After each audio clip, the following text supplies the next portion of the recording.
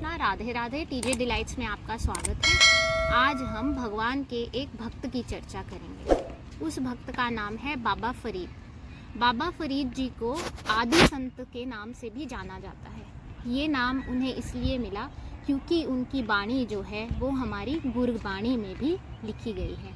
उनके पूरे 122 श्लोक हैं जो उन्होंने लिखे और हमारे गुरु नानक देव जी ने पहले इनको अपनी किताब में जिक्र किया है और उसके बाद उन्हीं 122 श्लोकों को श्री गुरु ग्रंथ साहिब में भी लिखा गया है और उस वजह से इनको आदि संत का नाम भी दिया गया है। ये एक सूफी संत थे। जब ये छोटे थे तो इनके जो माँ बाप थे वे भी धार्मिक थे, इसलिए इनकी भी धार्मिक प्रवृत्ति बनी। ये बालक थे और इनकी माँ को बहुत सिद्धियाँ प्राप्त थी, परंतु उनको अपनी सिद्धियों पर ज़रा भी अहंकार नहीं था। इनकी माँ बहुत ही शुद्ध थी और उनको पूरा गांव जो है मरियम के नाम से जानता था, क्योंकि वे अपनी सिद्धियों का जो लाभ है वे लोगों की सेवा में अर्पण करती थी। किसी को बीमार को ठीक करना, कोई ज़रूरतमंद है उसकी मदद करना, वह ये सब काम करती थी और उनके चेहरे पे एक अलग सा नूर था। असल भगवान की सेवा भी उसके लोगों की सेवा में ही है, इसीलिए इनकी माँ का नाम मरियम था। इनकी माँ ने इनको छोटी उम्र से ही जो मुसलमानों के नियम होते हैं वे अदा करने सिखाए। जब ये बहुत छोटे थे, जब पहली बार इनकी माँ ने इनको नमाज़ अदा करने को कहा तो इन्होंने अपनी माँ से पूछा कि मैं नमाज़ अदा करूँगा तो मुझे क्या मिलेगा। तो इनकी माँ ने कहा, इनको मीठा बहुत पसंद था। इनकी माँ ने कहा तुम नमाज़ अदा करोगे तो तुम्हें मीठा मिलेगा। तो इनने कहा मीठा कौन देगा। तो इनकी माँ ने कहा जो हमारे पास भी है वो भी उसी भगवान का दिया हुआ है, उसी अल्लाह का दिया हुआ है, तो तुम्हें मीठा भी वही देगा। तो इन्होंने पहली नमाज जो पढ़ी वह मीठे के लालच में पढ़ी, पर सच्चे मन से पढ़ी। ऐसे इन्होंने धीरे धीरे पांचों समय की नमाज अपनी माता जी की शिक्षा से करनी अता की। उसके बाद कुछ समय जब ये नमाज पढ़ते गए और माता इनके सरहाने के नीचे क्या रख देती थी, मीठा, और ये वह मीठा अपनी नमाज के बाद खा लेते थे। देखिए, ये भी कहा जाता है कि आपको अपने बच्चे को जब संस्कार देने हो तो उसका कारण अवश्य बताना चाहिए, और अगर आपका बच्चा ऐसे नहीं माने तो उसको कुछ लालच देकर भी अगर आप भगवान का नाम लेने को बोलेंगे तो वह फल ही देगा, आपको अच्छा ही होगा। परंतु आप वैसे किसी को लालच दें तो वो अच्छा नहीं। तो इनकी माता ने इनको अच्छे फल के लिए, अच्छी बात के लिए लालच दिया। ऐसे इनको भगवान के नाम की ऐसी आदत पड़ी कि ये नमाज अता करने लगे। अब ये सिद्ध होने लगे और वो माता को कैसे पता चला कि एक दिन माता जी जो हैं वह इनके तकिए के नीचे मीठा रखना भूल गए। इन्होंने नमाज अता की और ये अपने तकिए के नीचे से मीठा निकाल के खाने लगे। जब माता ने देखा कि ये कुछ खा रहे हैं तो माता ने पूछा कि तुम क्या खा रहे हो। तो इन्होंने कहा माता जी आप ही ने तो मीठा रखा था मेरी तकिया के नीचे, अल्लाह का दिया मीठा खा रहा हूँ। तो माता को बहुत प्रसन्नता हुई जब उनको पता चला कि आज वाकई ही मेरे बेटे को अल्लाह ने मीठा दिया है। इन्होंने अपने बेटे को गले से लगाया और कहा कि तुम और सिद्धियां प्राप्त करोगे। तब इनके मन में ये प्रेरणा जगी कि इनको भी अपनी माँ की तरह सिद्धियां प्राप्त करनी है। छोटी उम्र में इनके पिताजी का इंतकाल हो गया और ये खुद तपस्या करने जंगल में चले गए। जब भूख लगती तो ये फल खा लेते, जब फल नहीं मिलते तो पत्तों से, पेड़ों से पत्ते तोड़ के खा लेते। एक दिन ऐसे ही तपस्या करते करते समय बीतता चला गया। ये तपस्या में लीन होते गए, परंतु अभी भी काफ़ी कुछ बाकी था सीखना। तो एक दिन ये जब तपस्या कर रहे थे तब इनका जो ध्यान है वह चिड़ियों की वजह से इनको भंग होता समझ में आया। तब इन्होंने अपनी आँख खोली, चिड़ियों की तरफ देखा और कहा ए चिड़ियों मर जाओ। तो वहाँ जितनी भी चिड़ियाँ थी वह सारी मर गई। इनको बहुत प्रसन्नता हुई एक बार तो कि मुझे सिद्धि प्राप्त हुई है, परंतु अंदर ही अंदर ये दुख भी सताया कि मैंने बेवजह इन चिड़ियों को मार दिया। तीसरा ये भी देखना चाहते थे कि क्या वाकई में ही मुझे सिद्धि प्राप्त हो गई है। तो इन्होंने क्या किया, इन्होंने आजमाने के लिए बोला, ए चिड़ियों उठ जाओ। तो वो मरी हुई चिड़ियाँ उठी और अपने पंख फड़फड़ाती हुई उड़ गई। ये बहुत प्रसन्न हुए। छोटी उम्र के थे तो चंचलता थी और खुशी भी ज़रूरत से ज़्यादा हुई कि मैं अब माँ को जाकर बताता हूँ। ये भागते भागते अपनी माँ के पास जाने लगे तो प्यास लगने लगी, क्योंकि इससे पहले समाधि में बैठे थे, समाधि के नियम पालन करते थे। अब प्यास लगने लगी, तो प्यास लगती है तो हम जल ढूंढते हैं, तो इन्होंने भी वही किया, इन्होंने जल ढूंढना शुरू किया। जब इन्होंने जल ढूंढा तो इनको एक कुआं दिखाई दिया एक गांव में। वहाँ पर एक कन्या खड़ी थी। वो कन्या जो है वह कुएं में से पानी भर रही थी। इन्होंने उस कन्या को कहा, ए कन्या मुझे पानी पिला दो। उस कन्या ने कुएं में से घड़ा भरा और घड़े को हवा में बिखेर दिया सारा पानी। इनको लगा कि शायद पानी पीने योग्य नहीं होगा, इसलिए इसने ऐसा किया है। इन्होंने फिर कहा, कन्या मुझे पानी पिला दो। तो उस कन्या ने फिर से घड़ा भरा और हवा में पानी सारा बिखेर दिया। इनको लगा कि शायद इसको सुनता नहीं होगा, तो ये इसके पास गए, फिर से बोले, कन्या मुझे प्यास लगी है, मुझे पानी पिला दो। उस कन्या ने फिर अनसुना कर पानी जो है हवा में बिखेर दिया। अब इनको बहुत अचंभा हुआ कि मैं इसको बार बार बता रहा हूँ कि मुझे प्यास लगी है, पर ये तो हवा में ही पानी बिखेरे जा रही है। तो इन्होंने गुस्से में आकर उसे कहा, मुझे प्यास लगी है, तुम मुझे पानी पहले पिला दो, फिर तुम्हें जितना पानी से खेलना हुआ खेल लेना। तब उस कन्या ने इनको उत्तर दिया, फरीद जी आपकी प्यास मैं बाद में बुझाऊंगी। यहाँ से 20 कोस दूर मेरी बहन का घर जल रहा है, पहले मैं उसकी आग बुझा दूं। तो ये सुनकर ये एकदम से अचंभित हो गए कि 20 कोस दूर इसकी बहन का घर जल रहा है और ये यहाँ पर पानी बिखेर कर उसे बुझा रही है, तो ये भी कोई सिद्ध कन्या है। ये इंतज़ार करने लगे। तब उस कन्या ने इनको कहा कि यहाँ कोई चिड़िया नहीं है जो आपके कहने से मर जाएंगी और फिर आपके कहने से जी जाएंगी। हाँ, मुझे ज्ञान है कि आप फरीद हैं, परंतु मुझे उस ज्ञान का अहंकार नहीं है और मैं अपने ज्ञान के लिए ईश्वर पर प्रश्न नहीं करती हूँ और उसको आजमाती भी नहीं हूँ। ये उसकी बातें सोचकर दंग रह गए कि ये चिड़ियों वाली बात तो मैंने किसी को भी नहीं बताई, ये तो सिर्फ मुझे पता है, इसको कैसे पता चली। इतना सोच रहे थे कि वो पानी का घड़ा लेकर आई। इन्होंने पानी की बुक बनाई है और ये पानी पीते पीते ही ध्यान में चले गए हैं। ये ध्यान में सोच रहे हैं कि ये कन्या कौन है और मुझे इससे भी ज्ञान प्राप्ति होनी चाहिए। ये मुझे कैसे जानती है, मेरी सिद्धियों को कैसे जानती है और ये खुद इतनी सिद्ध कैसे है।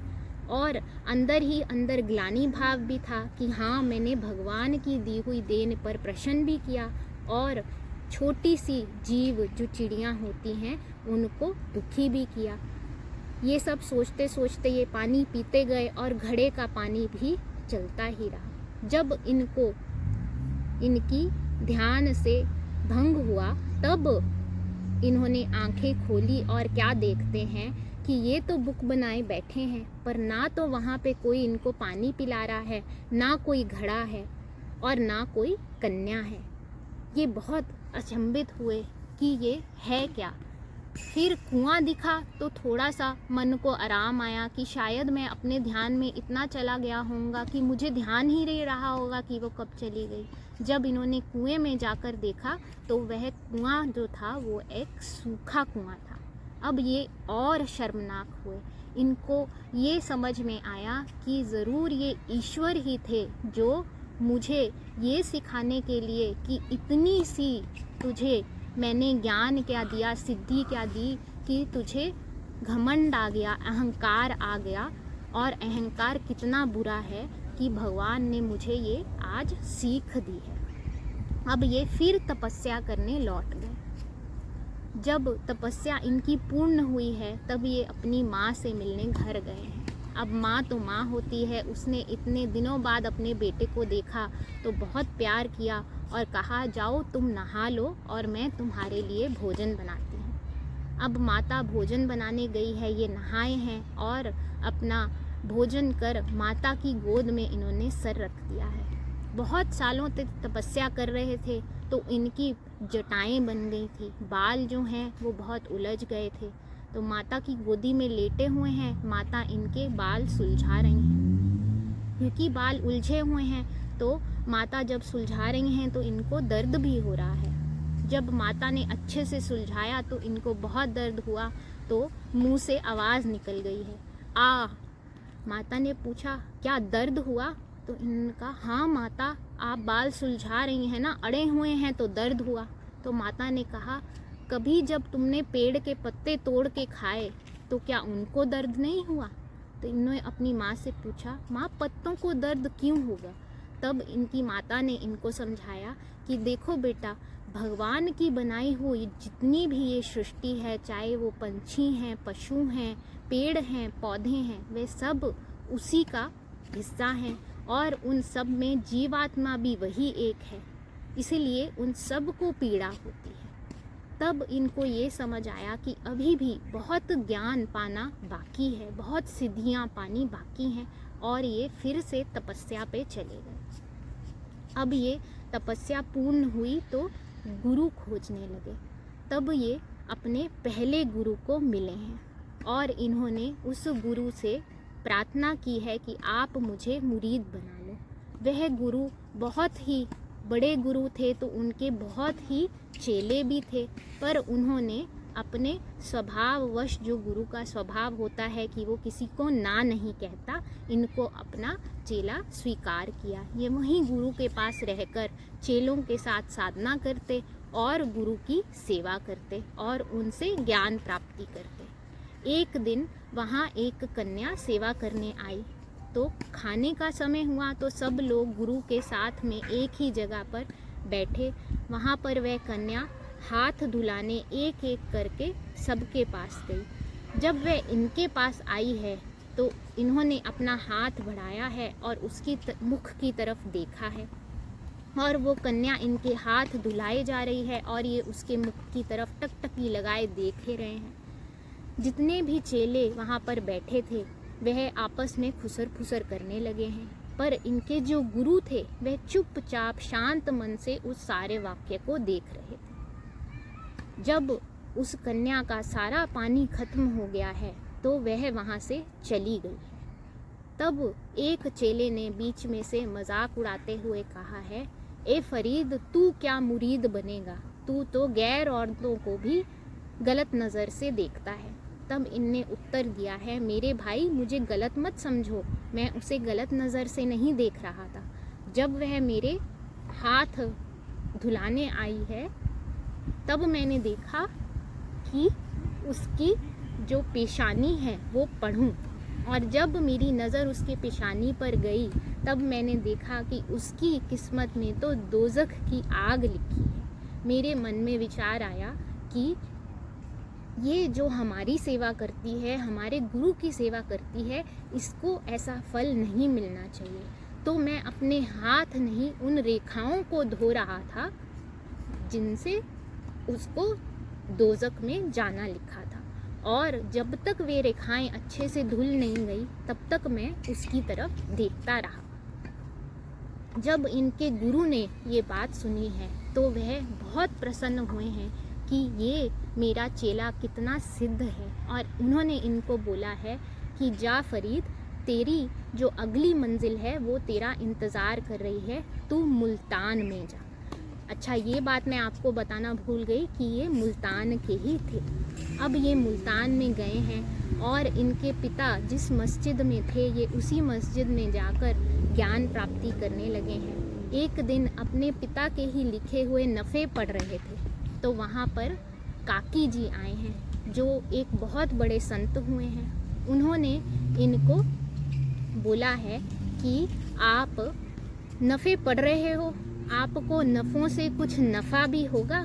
जिन मेरे भाइयों को उर्दू बिल्कुल नहीं समझ आती, नफ़ा का मतलब होता है फ़ायदा, तो तुमको ये पढ़ने से कुछ नफ़ा भी होगा। जब फरीद जी ने अपनी नज़रें उठाई हैं उनको जवाब देने के लिए, तो उनके चेहरे का नूर देखकर ये प्रसन्न हो गए हैं और इन्होंने काकी जी को कहा है कि आप मुझे अपना शिष्य बना लीजिए।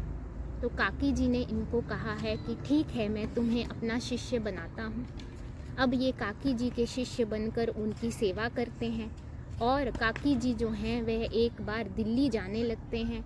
तो ये कहते हैं कि मैं भी आपके साथ चलूँगा। तो काकी जी इनको बोलते हैं, नहीं, अभी तुम यहीं पर रहकर लोगों की सेवा करो, जब समय आएगा तब तुम मेरे पास दिल्ली आ जाना। इन्होंने वहीं गुरु की बात मानकर अध्ययन किया है और उसके बाद फिर ये बाद में दिल्ली गए हैं अपने गुरु के पास। जब ये अपने गुरु के पास पहुँचे हैं तो इन्होंने गुरु की सेवा शुरू की है। ये क्या करते थे, इनके गुरु जो थे उनसे ज्ञान प्राप्ति करते थे और उनकी सेवा कैसे करते थे कि उनका सुबह का नहाने का पानी गर्म करना, उनकी जो नमाज का समय होता है, 5 बार नमाज पढ़ते हैं मुसलमान, तो उस समय पर उस नमाज की सारी तैयारी करना। अब एक दिन एक रात को क्या होता है, बहुत ही तेज़ बारिश हो जाती है। उन दिनों, क्योंकि पुराने समय की बात है, चूल्हे जला करते थे, तो चूल्हों की जो रात की आग होती थी उसे संभाल लिया जाता था सुबह के लिए। अब बारिश हुई तो चूल्हे की आग भी जो है वो ख़त्म हो गई। तो इनकी नींद बादलों की गड़गड़ाहट से खुली है और फरीद जी ने बाहर जाके देखा है कि आग तो ख़त्म हो गई है। तो इनको ये चिंतन सताने लगा कि आज गुरु जी की जब सुबह नमाज का समय होगा, उससे पहले जो वो नहाते हैं, मैं वह पानी कैसे गर्म करूँगा। अंधेरा गुप्त है और ये सोच रहे हैं वहीं खड़े खड़े कि कहीं से मुझे आग मिल जाए। तो जब बिजली चमकती है तो रास्ता थोड़ा सा इनको दिखाई पड़ता है, ये उसी रास्ते पर चल देते हैं। आगे इनको एक घर में रोशनी दिखाई पड़ती है तो इनके मन में धैर्य आता है कि शायद उस घर में मुझे आग मिल जाएगी। ये उस घर की तरफ बढ़ते हैं और इनको वहाँ पर एक औरत मिलती है। जब वह औरत इनकी तरफ देखती है तो इनके चेहरे के नूर को वो संभाल नहीं पाती और इनकी तरफ उसको भावनाएं आ जाती हैं। तो ये उनको बोलते हैं कि क्या आप मुझे आग देंगी। तो वह कहती है कि हाँ, मैं आपको आग तो दूंगी, पर जो मैं मांगूंगी क्या आप मुझे वो देंगे। तो इन्होंने भी कहा कि हाँ, आप जो मांगेंगी मैं आपको वो दूंगा, पर आप मुझे आग दे दीजिए। तो उन्होंने कहा कि उस औरत ने कहा कि मुझे आपकी ये आँखें बहुत प्यारी लगी हैं, क्या आप मुझे अपनी आँखें दे देंगे। तो इन्होंने कहा हाँ, आप मेरी आँखें ले लो। उस औरत को लगा था कि मना कर देंगे, पर इन्होंने हाँ कह दी। फिर उसे लगा, वो सरिये लाई, उसे लगा कि ये सरियों से डर जाएंगे और चले जाएंगे, परंतु ये वहीं खड़े रहे। जब उसने सरिया आगे बढ़ाया और इनकी आँख में लगा है तो इनकी आँख फूट गई है और उसको एक करंट जैसा झटका लगा है और वह पीछे को गिरी है। अब वह रोने लगी है और उसने पट्टी करी है इनकी आँखों की। फिर इन्होंने उससे आग मांगी है और उसने क्षमा मांगते हुए इनको आग दी है और ये अपने गुरु के डेरे पर चले गए हैं। अब वहाँ सुबह जब गुरु को इन्होंने गर्म पानी दिया है तो उन्होंने इनकी आँख पर बंधी पट्टी देखी है, तो अपने ज्ञान से ही काकी जी ने सारे हालात को मालूम कर लिया। और हालात ही क्या मालूम करने थे, वे इतने सिद्ध थे कि उन्होंने अपने ज्ञान से इनकी आँखें भी ठीक कर दी हैं। फिर उन्होंने इनसे पूछा है, फरीद आँख पे पट्टी क्यों बांधी है। तो इनने कहा, गुरु जी आँख आ गई है, क्योंकि इनको लगा कि गुरु को पूरा वाक़या बताना सही नहीं है। अब गुरु ने कहा जवाब देते हुए, क्योंकि आँख तो इनकी वाकई ही गुरु के हिसाब से वापस आ गई थी, तो गुरु ने कहा अच्छा आँख आ गई है। तो इन्होंने को लगा कि गुरु को नहीं सुनाई दिया होगा, तो इन्होंने दोबारा कहा जी आँख आ गई है। तब गुरु ने कहा कि अच्छा अगर आँख आ गई है तो पट्टी क्यों बांध रखी है, पट्टी तो खोल। तब इन्होंने अपने गुरु की बात मानकर जब पट्टी खोली है तो इनकी आंखें जो हैं वह सही सलामत वापस हैं। ये बहुत प्रसन्न हुए हैं और इनको अपने गुरु से भी बहुत आशीर्वाद मिले हैं और इनके गुरु ने कहा है कि मैं तुम्हारी भक्ति, तुम्हारी गुरु सेवा, तुम्हारे ज्ञान से अति प्रसन्न हूँ और जाओ अब तुम अपना जो ज्ञान है, अपनी जो तुमने जितनी भी सिद्धियाँ प्राप्त की हैं उनको तुम दुनिया की सेवा में लगाओ। इन्होंने भी गुरु की आज्ञा मानी है और ये वापस मुल्तान आ गए हैं और दुनिया की सेवा में लग गए हैं। आप देखिए, इनसे हमें ये सीखने को मिलता है कि कभी भी अपनी जो ज्ञान होता है उस पे हमें अभिमान नहीं करना चाहिए और सीखने की कोई भी उम्र नहीं होती और जो अच्छा श्रेष्ठ गुरु होता है वह हमें हमेशा अच्छा ज्ञान ही देता है और असली सेवा तो वही है जो उसके बंदों की सेवा कर सके। इसीलिए तो इनको ख्याति भी मिली है और ऐसा कोई भक्त नहीं है जिसने जब भगवान का नाम लिया हो उसे ख्याति ना मिली हो। आप देखिए, आपके सामने कितने एग्जाम्पल्स हैं, कितने उदाहरण हैं कि जिसने भी मन से भगवान का नाम लिया है, चाहे वो कोई फक्कड़ ही हो, उसको नाम धन की प्राप्ति तो अवश्य हुई है।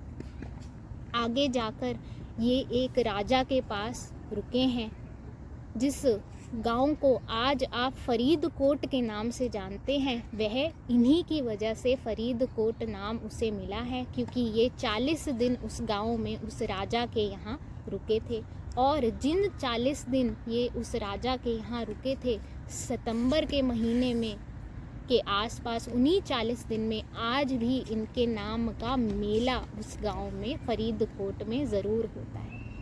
तो ऐसे ही प्रभु के अनंत भक्त हैं जिन्होंने अलग अलग सिद्धियों द्वारा भगवान की प्राप्ति की है। जाति संप्रदाय कुछ भी कोई परवाह नहीं करते हैं। भगवान ईश्वर अल्लाह एक ही हैं। बस वे क्या देखते हैं कि इंसान की नीयत कैसी है। नीयत अच्छी है और भक्ति सिद्ध है तो भगवान आपको रंग अवश्य दिखाएंगे। आप देखिए कितने सिद्ध संत हुए हैं फरीद जी। आपको यह स्टोरी, ये कहानी कैसी लगी इसका हमें ज़रूर बताइएगा। फरीद जी की आगे 8 औलादें हुई थी, 5 बेटे और 3 बेटियां और उन्हीं को आगे इनकी गद्दी प्राप्त होते होते 16वीं सदी में हमारे गुरु नानक देव जी जो सिखों के महागुरु हैं, सबसे बड़े गुरु हैं, उन्होंने अपनी किताब में इनके श्लोकों का जिक्र किया है।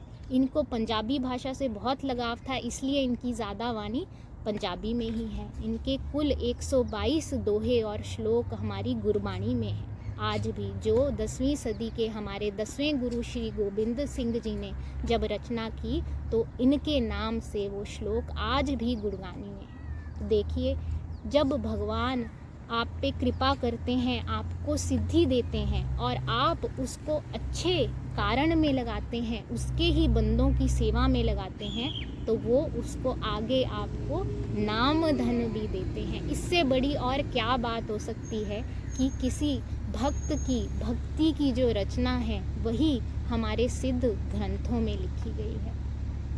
आपको इनकी स्टोरी कैसी लगी ये मुझे अवश्य बताइएगा कमेंट सेक्शन में। आज की स्टोरी के लिए ये, अगली बार हम आपको ऐसे ही किसी भक्त की या ठाकुर जी की अनोखी सी कहानी के साथ जल्दी नेक्स्ट एपिसोड में मिलते हैं। हमारे साथ जुड़ने के लिए बहुत बहुत धन्यवाद।